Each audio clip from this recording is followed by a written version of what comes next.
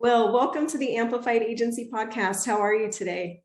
I'm doing awesome. Thank you for having me. Yeah, of course. For those of you who obviously didn't hear the last two takes on this, I could not say Will and welcome back to back. So glad we finally got that one to work. We're past that hurdle now. Yep. Let's see how the rest of this goes. What were you doing before hopping on this call today? Oh boy. You know what? I closed a new deal this morning. So I was excited right off the bat. Great start to the day. 8:00. He called and said, let's get started. Okay. Yes, I'm that's good. what we want to hear. That's awesome. How long was this person in your pipeline? He was in my pipeline about 2 weeks. So came in on a webinar that I did about 2 weeks ago. Awesome. And had another SEO company, realized from my webinar that I did that he was not getting a lot of things done through his company, and talked to them, gave them every opportunity to make it better. And he pulled the plug on them last night and called me this morning.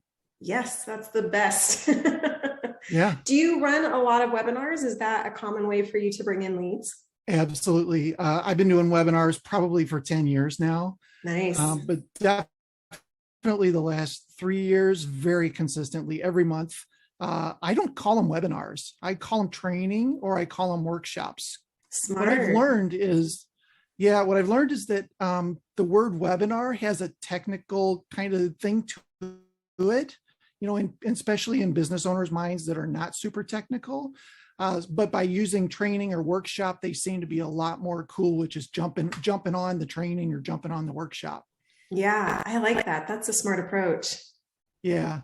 The webinar thing, I just found that they didn't like the word as much. But as far as doing the training, I love teaching. I've been teaching for 20 years now, search engine related stuff, web design, all these kind of things. Back in the day, I was teaching at the library here in town just to try to find a customer that would raise their hand. Yep. But love the webinar thing. Plus, you can repurpose it, right? You can cut that thing up and use it all over the place. So I basically just do 12 webinars now, every month, a different one. And then next year, I just do the same 12, pull up that same slide deck, change it a little bit from whatever happened in the last year, and ship it out again. So that's smart. So what's your syndication method around that? So I just changed it. So in the past, I was always doing Facebook Live with the webinar. So I'd have everybody on Zoom, and then I would also broadcast that to Facebook Live. I've since changed that to YouTube Live. It makes more sense for me to make Google happy. So pushing it out there makes more sense. Then I'll pull that down, upload it to YouTube. And then I have a video guy who slices that up into a bunch of different pieces. We'll call it 8 to 10 pieces that we can then use on all the social media channels. And we typically do that through Buffer, which allows us to shuffle it all up. So the same thing as it going out to Twitter and LinkedIn and everything the same day. That's really, really smart. Do you use any other inbound tactics, or is that sort of your big one? The webinar is the big one. I've got a couple joint ventures now that are really starting to finally pay dividends. I've partnered up with the only magazine in our industry and kind of befriended them over the years. And they do 6 episodes or 6 issues a year. And I was writing for half of them, so 3 a year. But I'd give them really good content. And I just got an email from them this week saying, can you just write for us all 6 next year? Well, yes. Of course I can, right? I'm right on that. Yeah. Because of that friendship, now we're actually rebuilding their website. Part of the website rebuild is that their marketing section for the industry is sponsored by us. Yes. So now we have an ad there that's not costing us anything. And then they're also doing an e-blast once a month for the webinar that I'm running. Wow. So they did that 3 weeks ago. The webinar was 2 weeks ago, and I had 103 signups, brand new people that I didn't know. So these weren't people that were already in my pipeline. They were brand new people. And then out of that comes the client that signed this morning. So very much worth my time. Yeah, 100%. For people that haven't explored JV relationships at all, how would you explain that to them? So it's just a partnership. It's a way that you scratch my back, I'll scratch yours. If you can structure it that way, that's the best way. There's also another way where I've partnered with a PR firm here in my town, and we send each other checks for $500 just so we keep it legit, right? Yeah. But then he does PR for me. I do SEO for his website. It's a great fit. But just building those relationships. Don't get in a hurry. Don't get upset when they ignore you for the first 6 months. Just keep providing value. That's really my way to go, is just to dump massive value, and I'm going to get people's attention. So that's really, really smart. Yeah, I like that way the best. I'm not a huge aggressive sales type person, more of overwhelmed you with stuff that you could possibly do. And you're most likely going to say, can you just do this for me? Right. Yep. Like, you clearly have a grasp of this. You do it. Absolutely. And that's where the webinar thing really plays in as well. Yeah. What got you into this? Why did you start an agency in the first place? So I was teaching web design back in the late 90s when we had Microsoft Front Page and we had hard code HTML, right? If you wanted to change an image, you typed it in differently, right? Yep. So I was teaching those classes. And just a quick story. 2003, I heard a story on the radio called Another Postcard. It's by the Bare Naked Ladies. And it's about this guy who keeps getting postcards in the mail with pictures of chimpanzees on them. Very strange song, okay? But I'm kind of a strange person. I looked at my wife, we're driving down the highway, and I said, would it be cool if we did that to somebody? So the next day, I launched postcardsformom.com. I figured I'll just have everybody send my mom postcards. Yeah. But we put a little twist on it where nobody could say how they found out, how they got her address or anything like that. So I started a blog, and I would say, hey, mom's going to cut down some trees in the backyard. So she spray painted the ones red that she wants cut down. So then a couple days later, she would get 10 or 20 postcards from all around the country that said, hey, Celeste, heard you're cutting down some trees. Here's some tips on how to season wood, or, anything, just all these random things. It was super fun, right? And nobody spilled the beans. So that went on for about 8 months. Wow. And the Post-Dispatch here in town, the St. Louis Post-Dispatch, got wind of what I was doing, came and interviewed me, went and interviewed mom, and didn't tell her that they had talked to me. So they're like, hey, we hear you're getting all these postcards. Tell us about it, right? So then on Mother's Day of 2004, I'm on the front page of the Post-Dispatch with my mom on this big article. So all of that to say that because of that, I got this huge, my 5 minutes of fame, right? I was on all these radio stations. I was in the front page of all these papers, all this stuff. And at the end of that, I didn't make any money off of it. I certainly wasn't trying to, but Right. it awoke that whole thing into me that, oh, wow, there are ways to generate traffic to a website and then probably monetize it. Yeah. So that's what got me into starting an agency. And I fought it for years. I just wanted to have it as a hobby. But the agency world sucks you in, I guess, Yes, right? it does. So kind of a crazy story, but that's how I got into it. That's amazing. How did you land your first clients then? Oh boy. Most of my first clients were from my classes that I was teaching at the library. I really enjoyed that. And I started getting some speaking gigs around town at different conferences. I started my own meetup page, which still exists, and I'm still paying the meetup fees, although I haven't done one in years, right? Once you got that audience, you don't want to let it go because somebody else is going to get it if you stop paying. So yeah, meetup, speaking gigs, that was probably my secret sauce for many years. I love that. That's amazing. What would you say are some of the biggest sales hurdles that you've encountered over the years, especially as digital media has shifted so much? Yeah, so not a sales guy, hated sales. And that was a big aversion to me saying I wanted to be an agency owner, right? Yeah. Because I didn't want to have to go through the sales process. And this is recent. Up until maybe 2-3 years ago, I fought with this a lot. I still got people to raise their hands and somehow got them to give me money. But it was certainly not something that I structured and made happen, with a plan.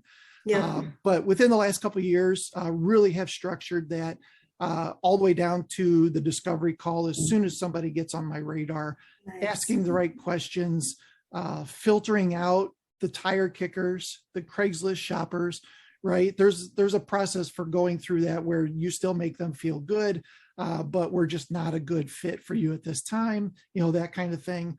And that's something in the past I'd be like, hey, they got a heartbeat, I don't care if it's $300 a month, I'm going to take it, right? I don't care how much of a headache, and it usually was a pretty big headache.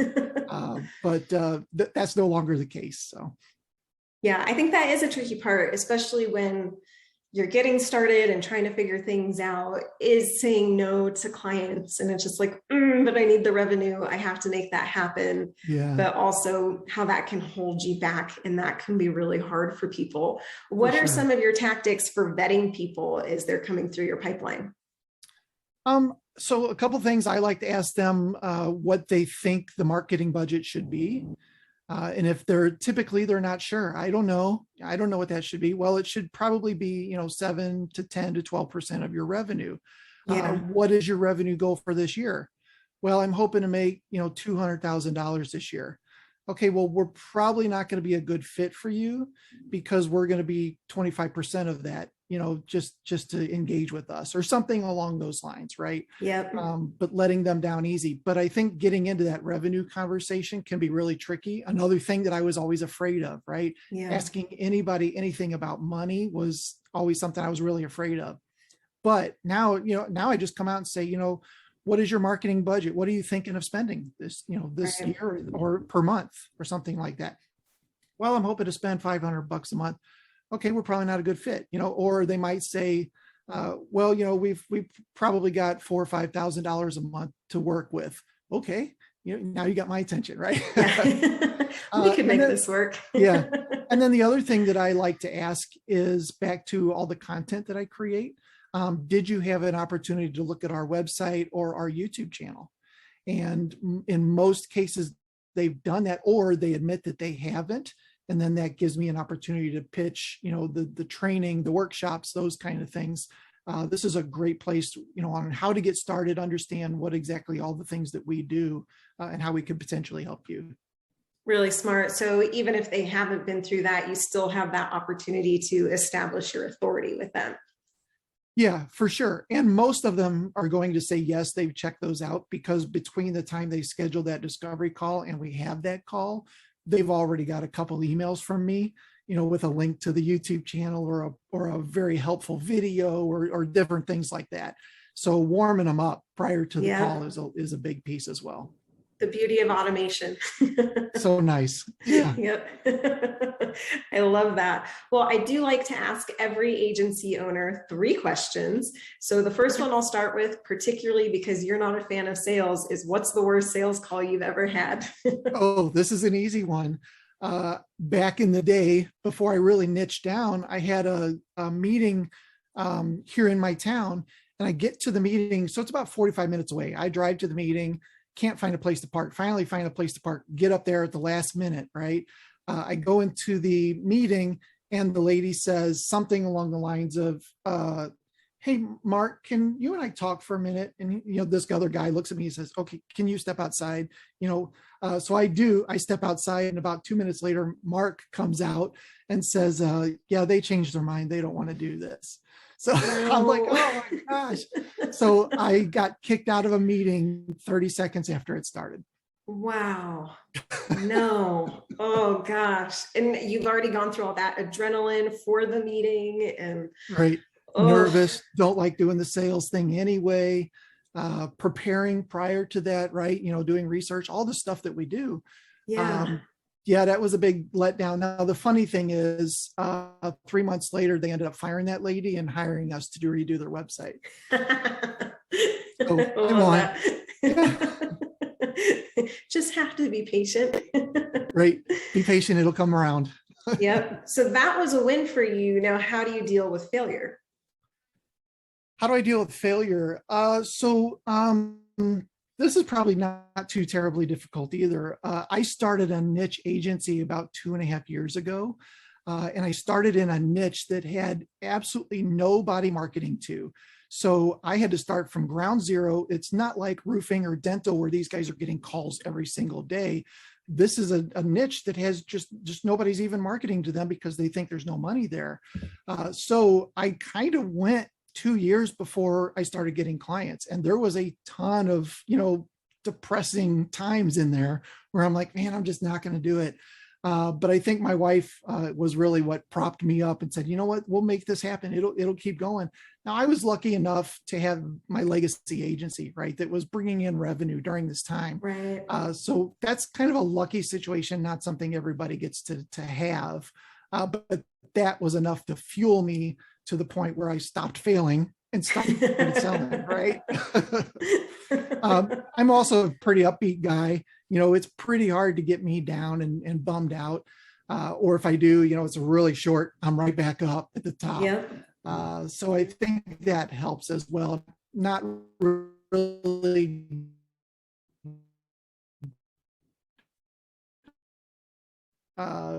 single mind, and plenty of business out there. Yep. So, just get in there, get busy, and, things will come to you if you keep putting out positive vibes. Yep. I agree with that. So how do you stay focused then as an agency owner? How do I stay focused? So I have a Google Calendar that keeps me focused. I think that's a big piece of it. As we grow with an agency, you kind of shift from being in the agency to being more of a management role and making sure all the pieces are going in the right way and everything's being built and everything's being taken care of. But at the end of the day, it's my Google Calendar. I know exactly what's going on in my day. I can schedule it out ahead of time and try not to look at too many shiny objects. I think a lot of us fall into that too, right? Especially if you go to these conferences and you learn all these great things, and you come back and we got to do this, we got to do this, we got to do this, but writing down a list of, okay, here's the 3 or 4 rocks that we want to get done in the next quarter. And then if the shiny thing does not coordinate with those rocks, then the shiny thing gets put aside until the appropriate time. Yeah, really staying focused across the board for the business, for your day, really making sure that you're just zeroed in on what matters. Yep. Yeah. And we've implemented EOS, and I'm sure other people on your podcast have talked about that. That really helps, right? What your rocks are for the quarter and what you need to start working on. So that keeps you in line as well. That's really smart. Yeah, I think the sooner agencies can implement that, the better, especially as they're growing. And it's just like, focus on the key things. And like you said, that shiny object syndrome, I feel like we are all it's crippling for all of us. We're like, oh, but maybe we should be using this, especially in sales where it's like, oh, this will do sales for me. Okay, what do I need to do? Right. Absolutely. Yeah, for sure. And then automation, that always creeps in, and there's ways that I could automate the sales process, but at the end of the day, it typically doesn't feel very personal when you do that. And that kind of works against you in that particular situation. Yep. Yeah, that is definitely true. I've experienced that myself. Yeah. When you got a form letter, no matter how well it's written, you still know, oh, it's been exactly 2 days since I signed up for this. It's a form, some sort of automation. Yep. You just hope they don't realize it. Right. Yeah. Yep. Well, Will, I really appreciate you taking the time to chat with us today. This has been so insightful. I've loved hearing about your history in this space, and that inbound really has been a goldmine for you, particularly those webinars and the syndication. I think that's something so many agency owners overlook, and that you can create this one piece of content, run that live, and then really just use that over and over and over again to build that brand authority. Yep. So much easier, right? Make one piece of content and it turns into 20 or 30. So much easier. So smart. I totally love that. Well, thank you for joining us, and I hope we'll have you back again sometime soon. Awesome. Thank you so much. Thanks.